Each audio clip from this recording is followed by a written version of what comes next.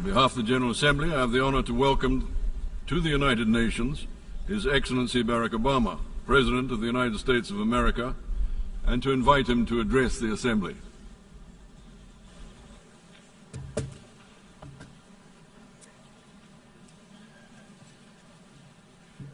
Mr. President, Mr. Secretary General, fellow delegates, ladies and gentlemen. As I address this hall as President for the final time, let me recount the progress that we've made these last 8 years. From the depths of the greatest financial crisis of our time, we coordinated our response to avoid further catastrophe and return the global economy to growth. We've taken away terrorist safe havens, strengthened the non-proliferation regime, resolved the Iranian nuclear issue through diplomacy.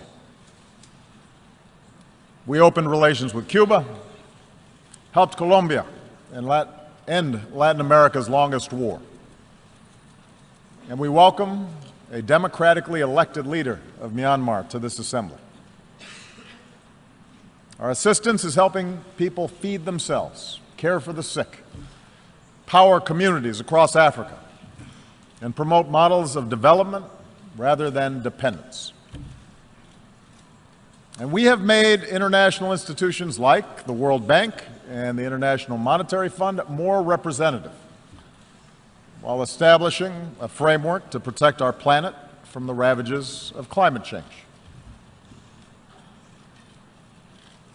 This is important work. It has made a real difference in the lives of our people. And it could not have happened had we not worked together. And yet, around the globe, we are seeing the same forces of global integration that have made us interdependent also expose deep fault lines in the existing international order. We see it in the headlines every day. Around the world, refugees flow across borders in flight from brutal conflict. Financial disruptions continue to weigh upon our workers and entire communities. Across vast swaths of the Middle East, basic security, basic order has broken down. We see too many governments muzzling journalists and quashing dissent and censoring the flow of information. Terrorist networks use social media to prey upon the minds of our youth, endangering open societies and spurring anger against innocent immigrants and Muslims. Powerful nations contest the constraints placed on them by international law. And this is the paradox that defines our world today. A quarter century after the end of the Cold War, the world is by many measures less violent and more prosperous than ever before. And yet our societies are filled with uncertainty and unease and strife.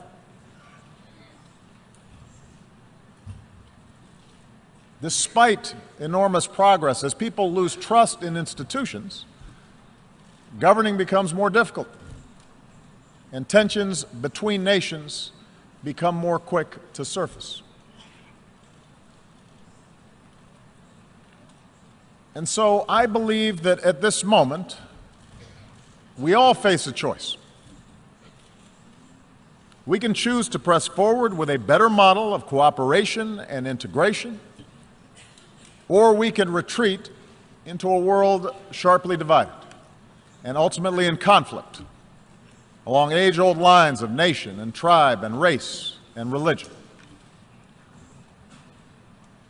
I want to suggest to you today that we must go forward and not backward. I believe that as imperfect as they are, the principles of open markets and accountable governance, of democracy, and human rights and international law that we have forged remain the firmest foundation for human progress in this century. Now, I make this argument not based on theory or ideology, but on facts.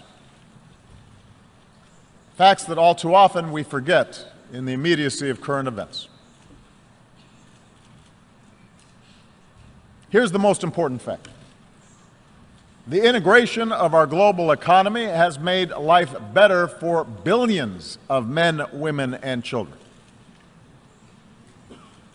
Over the last 25 years, the number of people living in extreme poverty has been cut from nearly 40% of humanity to under 10%. That's unprecedented. And it's not an abstraction. It means children have enough to eat. Mothers don't die in childbirth.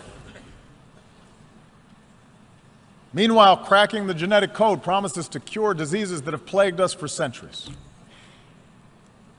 The internet can deliver the entirety of human knowledge to a young girl in a remote village on a single handheld device. In medicine and in manufacturing and education and communications, we're experiencing a transformation of how human beings live on a scale that recalls the revolutions in agriculture and industry. And as a result, a person born today is more likely to be healthy, to live longer, and to have access to opportunity than at any time in human history. Moreover, the collapse of colonialism and communism has allowed more people than ever before to live with the freedom to choose their leaders. Despite the real and troubling areas where freedom appears in retreat, the fact remains that the number of democracies around the world has nearly doubled in the last 25 years.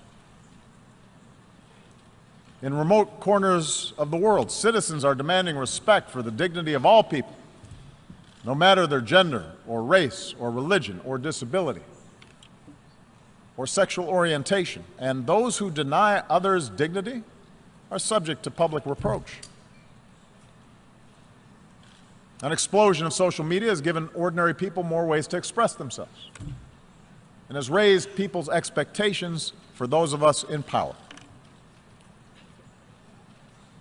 Indeed, our international order has been so successful that we take it as a given that great powers no longer fight world wars, that the end of the Cold War lifted the shadow of nuclear Armageddon, that the battlefields of Europe have been replaced by peaceful union, that China and India remain on a path of remarkable growth. I say all this not to whitewash the challenges we face or to suggest complacency. Rather, I believe that we need to acknowledge these achievements in order to summon the confidence to carry this progress forward and to make sure that we do not abandon those very things that have delivered this progress. In order to move forward, though, we do have to acknowledge that the existing path to global integration requires a course correction. Because too often those trumpeting the benefits of globalization have ignored inequality within and among nations, have ignored the enduring appeal of ethnic and sectarian identities, have left international institutions ill-equipped, underfunded, under-resourced in order to handle transnational challenges. And as these real problems have been neglected, alternative visions of the world have pressed forward, both in the wealthiest countries and in the poorest. Religious fundamentalism, the politics of ethnicity or tribe or sect, aggressive nationalism, a crude populism, sometimes from the far left, but more often from the far right, which seeks to restore what they believe was a better, simpler age free of outside contamination. We cannot dismiss these visions. They are powerful. they reflect dissatisfaction among too many of our citizens. I do not believe those visions can deliver security or prosperity over the long term. But I do believe that these visions fail to recognize at a very basic level our common humanity. Moreover, I believe that the acceleration of travel and technology and telecommunications, together with a global economy that depends on a global supply chain, makes it self-defeating ultimately for those who seek to reverse this progress. Today, a nation ringed by walls would only imprison itself.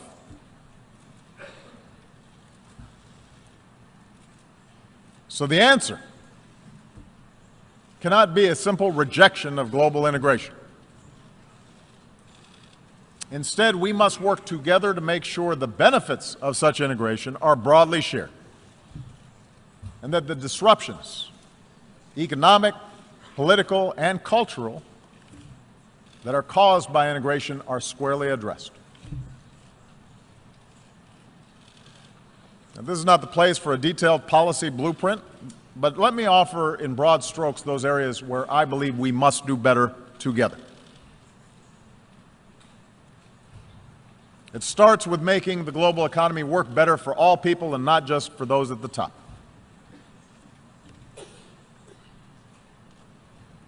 While open markets, capitalism have raised standards of living around the globe, globalization combined with rapid progress in technology has also weakened the position of workers and their ability to secure a decent wage. In advanced economies like my own, unions have been undermined, and many manufacturing jobs have disappeared. Often, those who benefit most from globalization have used their political power to further undermine the position of workers. In developing countries, labor organizations have often been suppressed, and the growth of the middle class has been held back by corruption and underinvestment. Mercantilist policies pursued by governments with export-driven models threaten to undermine the consensus that underpins global trade. And meanwhile, global capital is too often unaccountable. Nearly $8 trillion stashed away in tax havens, and a shadow banking system that grows beyond the reach of effective oversight. A world in which 1% of humanity controls as much wealth as the other 99% will never be stable. I understand that the gaps between rich and poor are not new, but just as the child in a slum today can see the skyscraper nearby, technology now allows any person with a smartphone to see how the most privileged among us live and the contrast between their own lives and others. Expectations rise then, faster than governments can deliver, and a pervasive sense of injustice undermines people's faith in the system. So how do we fix this imbalance? We cannot unwind integration any more than we can stuff technology back into a box, nor can we look to failed models of the past.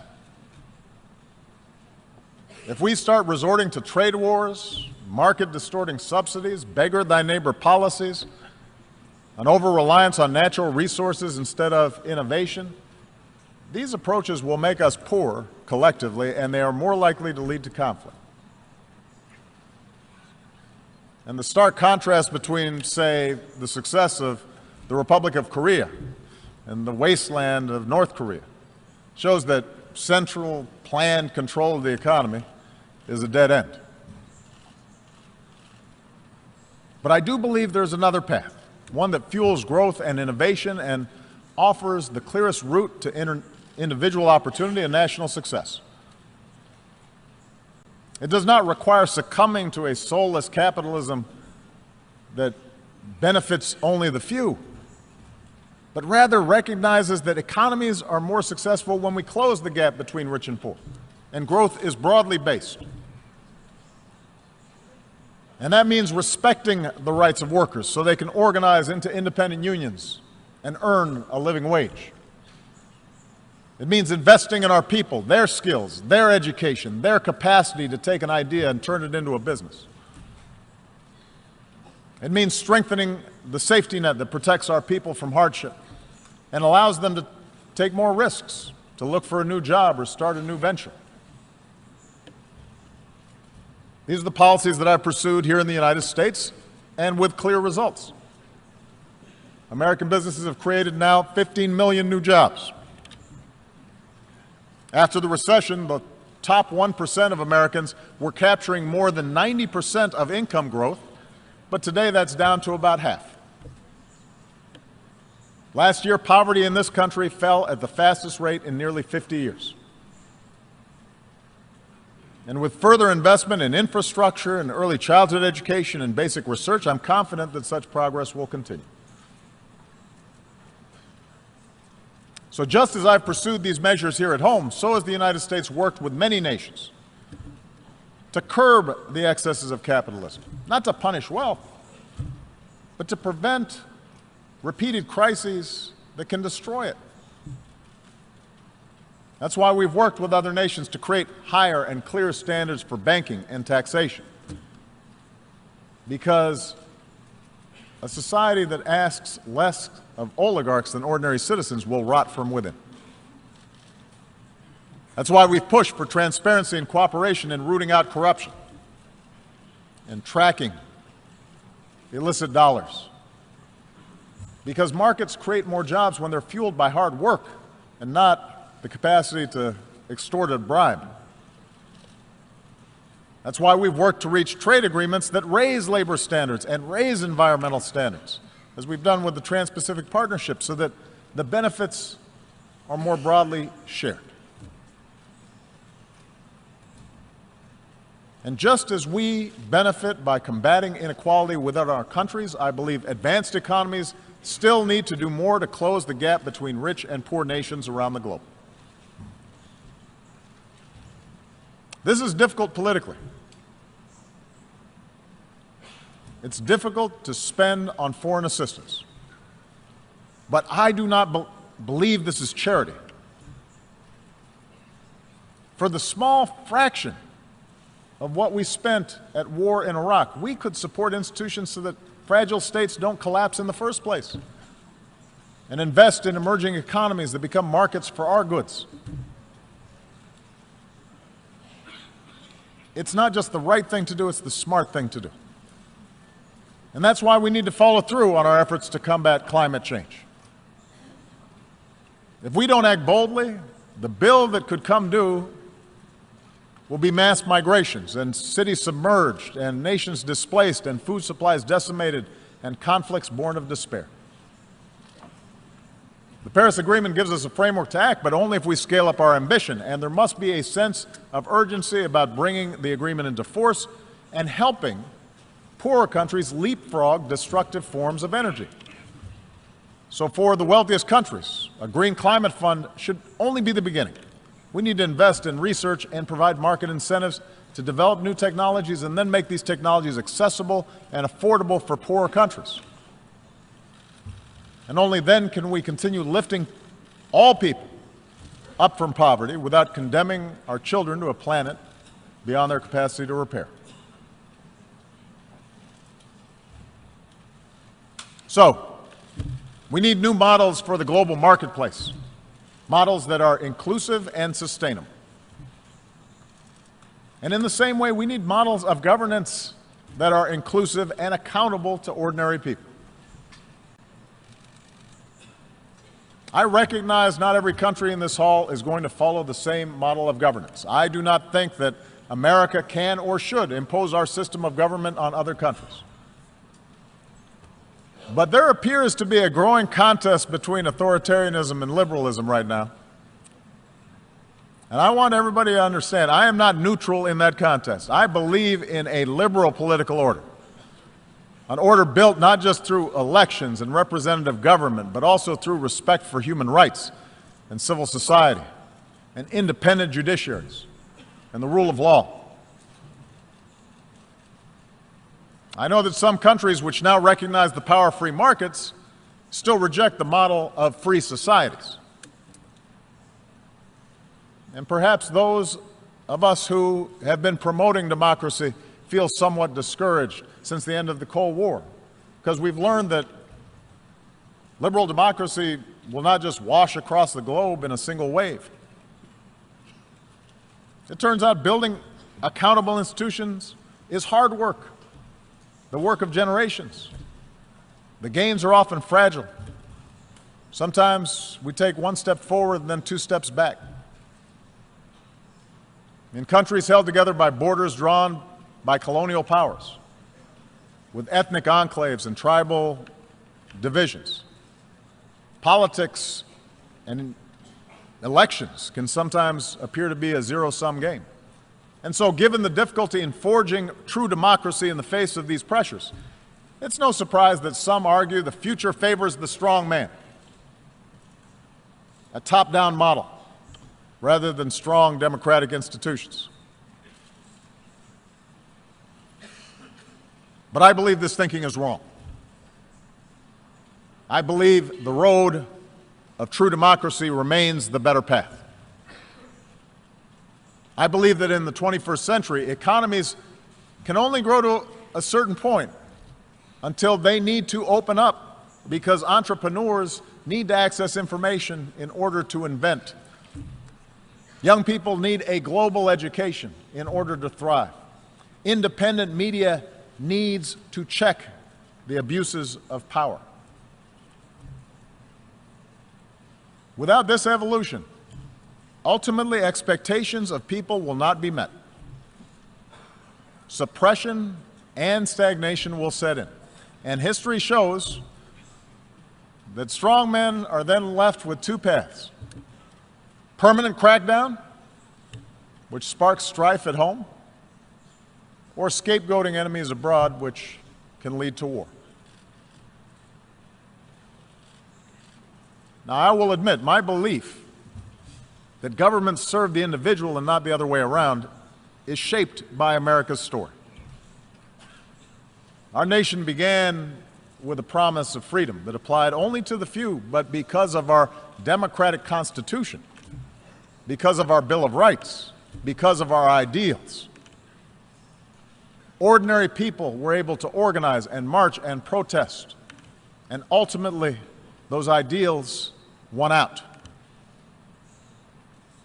Opened doors for women and minorities and workers in ways that made our economy more productive and turned our diversity into a strength. That gave innovators the chance to transform every area of human endeavor. That made it possible for someone like me to be elected President of the United States. So yes, my views are shaped by the specific experiences of America, but I do not think this story is unique to America.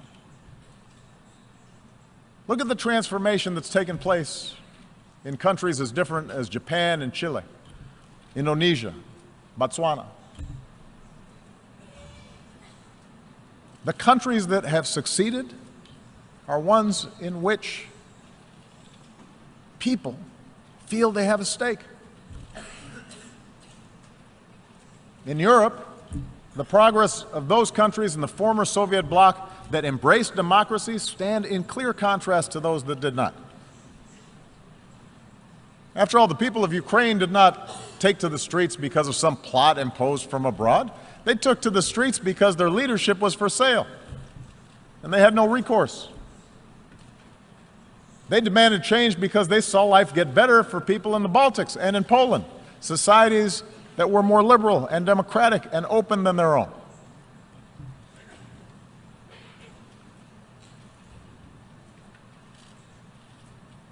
So those of us who believe in democracy, we need to speak out forcefully, because both the facts and history, I believe, are on our side. That doesn't mean democracies are without flaws. It does mean that the cure for what ails our democracies is greater engagement by our citizens, not less. Yes, in America, there is too much money in politics, too much entrenched partisanship, too little participation by citizens, in part because of a patchwork of laws that makes it harder to vote. In Europe, a well-intentioned Brussels often became too isolated from the normal push and pull of national politics. Too often in capitals, decision makers have forgotten that democracy needs to be driven by civic engagement from the bottom up, not governance by experts from the top down. And so these are real problems. And as leaders of democratic governments make the case for democracy abroad, we better strive harder to set a better example at home. Moreover, every country will organize its government informed by centuries of history and the circumstances of geography and the deeply held beliefs of its people.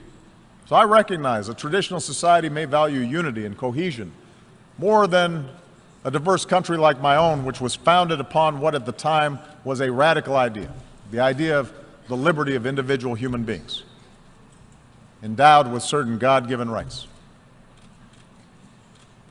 But that does not mean that ordinary people in Asia or Africa or the Middle East somehow prefer arbitrary rule that denies them a voice in the decisions that can shape their lives. I believe that spirit is universal. And if any of you doubt the universality of that desire, listen to the voices of young people everywhere who call out for freedom and dignity and the opportunity to control their own lives.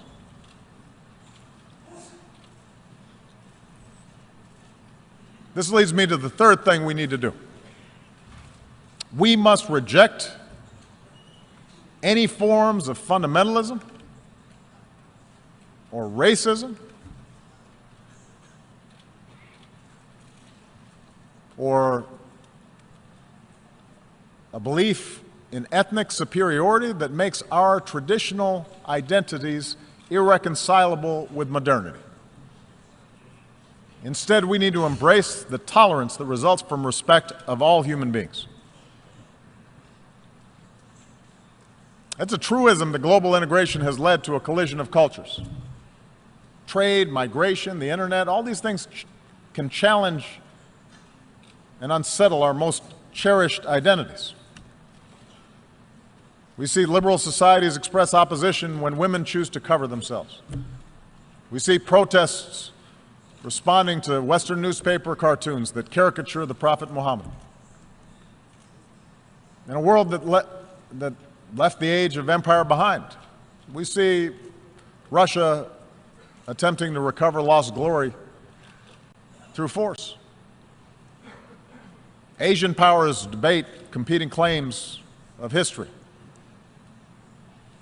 And in Europe and the United States, you see people wrestle with concerns about immigration and changing demographics and suggesting that somehow people who look different are corrupting the character of our countries. Now, there's no easy answer for resolving all these social forces, and we must respect the meaning that people draw from their own traditions, from their religion, from their ethnicity, from their sense of nationhood. But I do not believe progress is possible if our desire to preserve our identities gives way to an impulse to dehumanize or dominate another group.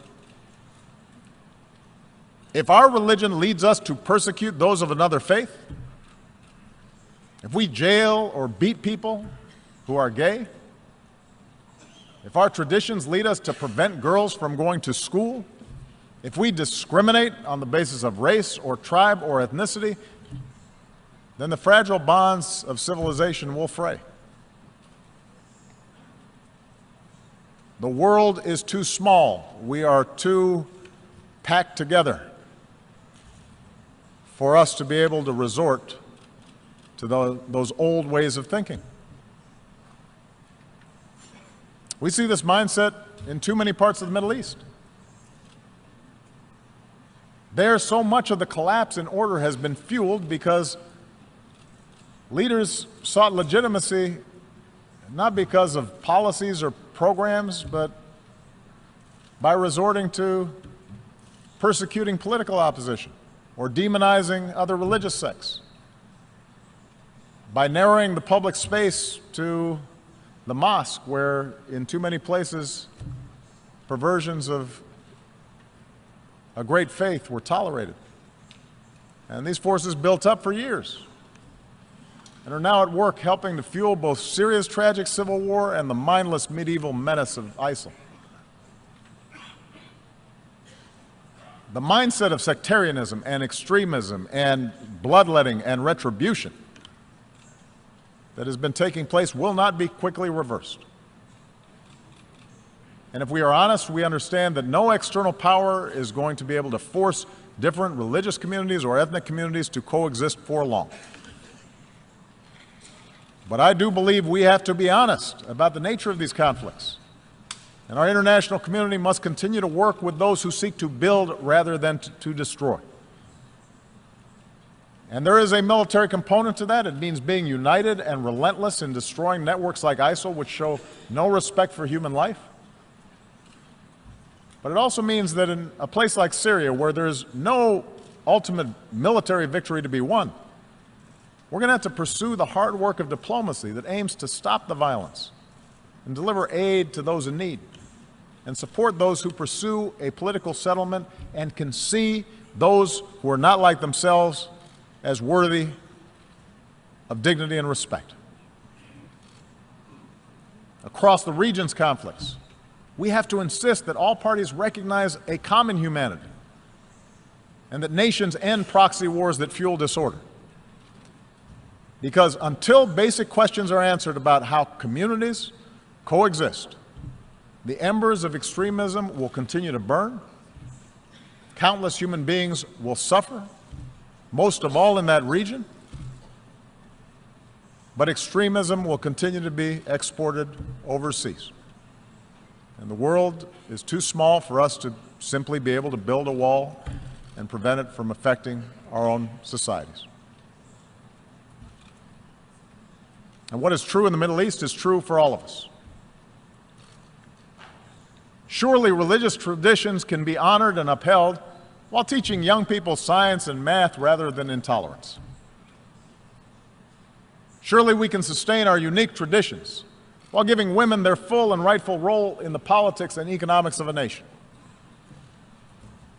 Surely we can rally our nations to solidarity while recognizing equal treatment for all communities, whether it's a religious minority in Myanmar or an ethnic minority in Burundi or a racial minority right here in the United States.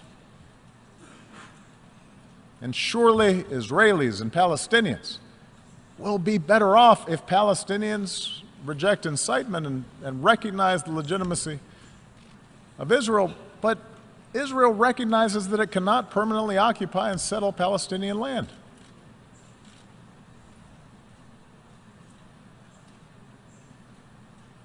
We all have to do better as leaders in tamping down rather than encouraging a notion of identity that leads us to diminish others. And this leads me to the fourth and final thing we need to do, and that is sustain our commitment to international cooperation rooted in the rights and responsibilities of nations. As President of the United States, I know that for most of human history, power has not been unipolar. And the end of the Cold War may have led too many to forget this truth. I've noticed as president that at times both America's adversaries and some of our allies believe that all problems were either caused by Washington or could be solved by Washington. And perhaps too many in Washington believe that as well.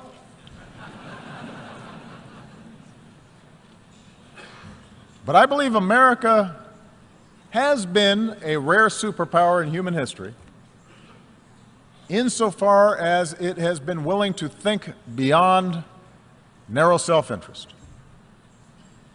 That while we've made our share of mistakes, over these last 25 years, and I've acknowledged some, we have strived, sometimes at great sacrifice, to align better our actions with our ideals. And as a consequence, I believe we have been a force for good. We have secured allies. We've acted to protect the vulnerable. We've supported human rights and welcomed scrutiny of our own actions. We've bound our power to international laws and institutions. When we've made mistakes, we've tried to acknowledge them. We have worked to roll back poverty and hunger and disease beyond our borders, not just within our borders.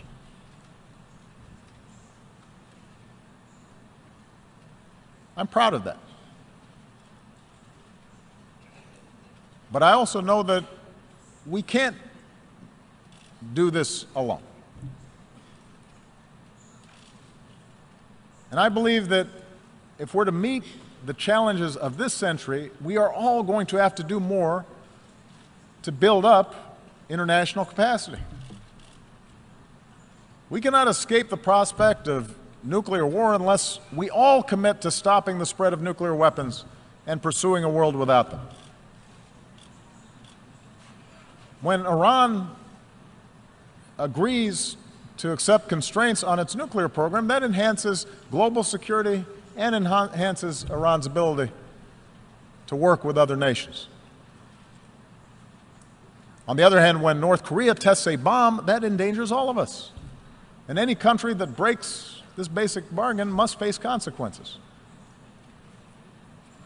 And those nations with these weapons, like the United States, have a unique responsibility to pursue the path of reducing our stockpiles and reaffirming basic norms like the commitment to never test them again. We can't combat a disease like Zika that recognizes no borders. Mosquitoes don't respect walls, unless we make permanent the same urgency that we brought to bear against Ebola, by strengthening our own systems of public health, by investing in cures and rolling back the root causes of disease, and helping poorer countries develop a public health infrastructure. We can only eliminate extreme poverty if the sustainable development goals that we have set are more than words on paper. Human ingenuity now gives us the capacity to feed the hungry and give all of our children, including our girls, the education that is the foundation for opportunity in our world. But we have to put our money where our mouths are. And we can only realize the promise of this institution's founding, to replace the ravages of war with cooperation, if powerful nations, like my own, accept constraints. Sometimes I'm criticized in my own country for professing a belief in international norms and multilateral institutions, but I am convinced that in the long run, giving up some freedom of action, not giving up our ability to protect ourselves or pursue our core interests, but binding ourselves to international rules over the long term enhances our security. And I think that's not just true for us. If Russia continues to interfere in the affairs of its neighbors, it may be popular at home, it may fuel nationalist fervor for a time, but over time it is also going to diminish its stature and make its borders less secure. In the South China Sea, a peaceful resolution of disputes offered by law will mean far greater stability than the militarization of a few rocks and reefs.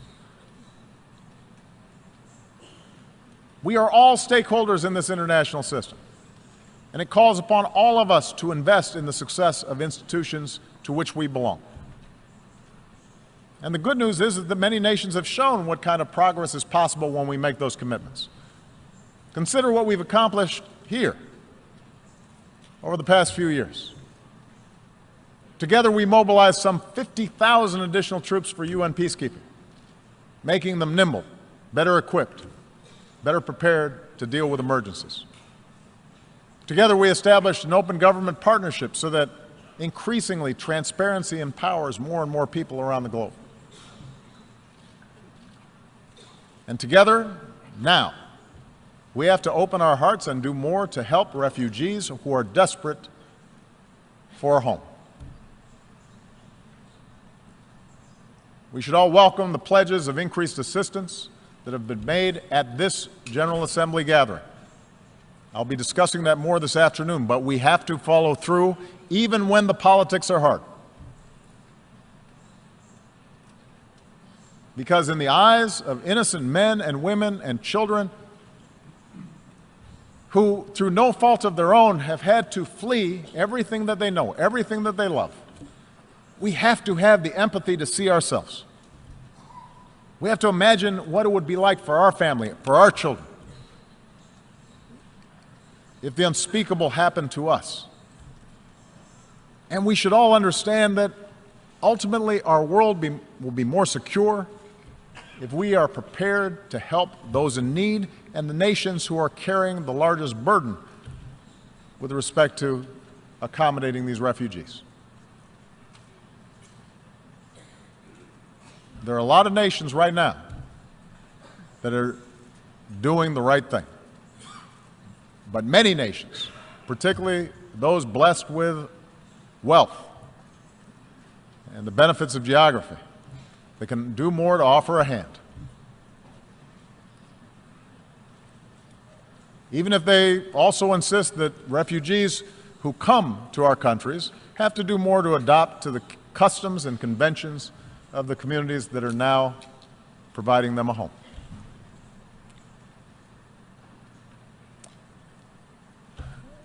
Let me conclude by saying that I recognize history tells a different story than the one that I've talked about here today. There's a much darker and more cynical view of history that we can adopt. Human beings are too often motivated by greed and by power. Big countries, for most of history, have pushed smaller ones around. Tribes and ethnic groups and nation-states have very often found it most convenient to define themselves by what they hate and not just those ideas that bind them together. Time and again, human beings have believed that they finally arrived at a period of enlightenment, only to repeat then cycles of conflict and suffering. Perhaps that's our fate. We have to remember that the choices of individual human beings led to repeated world war. But we also have to remember that the choices of individual human beings created a United Nations so that a war like that would never happen again.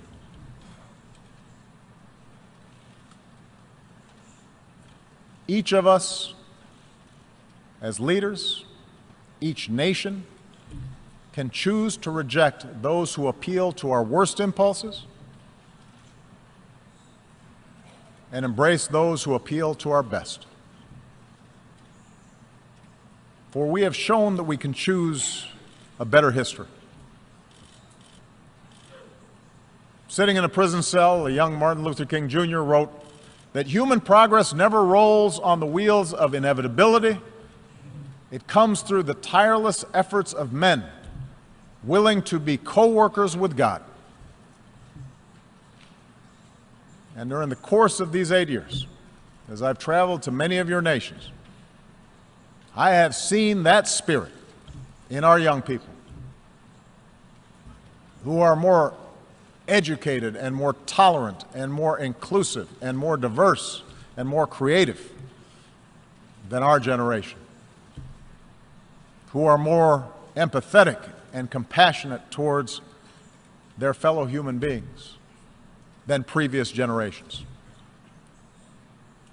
And yes, some of that comes with the idealism of youth, but it also comes with young people's access to information about other peoples and places.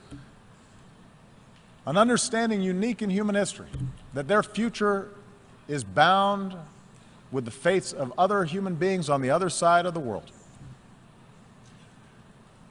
I think of the thousands of healthcare workers from around the world who volunteered to fight Ebola. I remember the young entrepreneurs I met who are now starting new businesses in Cuba.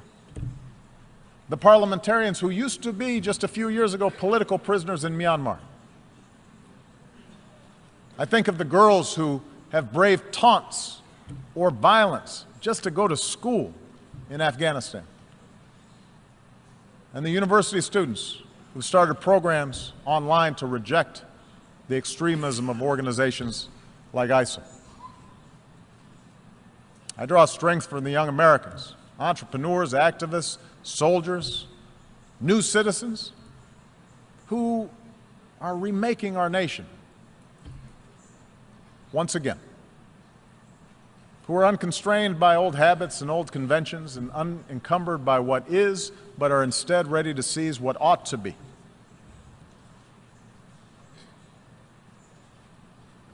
My own family is made up of the flesh and blood and traditions and cultures and faiths from a lot of different parts of the world. Just as America has been built by immigrants from every shore. And in my own life, in this country, and as president, I have learned that our identities do not have to be defined by putting someone else down, but can be enhanced by lifting somebody else up. That they don't have to be defined in opposition to others, but rather by a belief in liberty and equality and justice and fairness. And the embrace of these principles as universal doesn't weaken my particular pride, my particular love for America. It strengthens it. My belief that these ideals apply everywhere doesn't lessen my commitment to help those who look like me or pray as I do or pledge allegiance to my flag. But my faith in those principles does force me to expand my moral imagination and to recognize that I can best serve my own people. I can best look after my own daughters by making sure that my actions seek what is right for all people and all children and your daughters and your sons. This is what I believe, that all of us can be co-workers with God. And our leadership and our governments and this United Nations should reflect this irreducible truth. Thank you very much.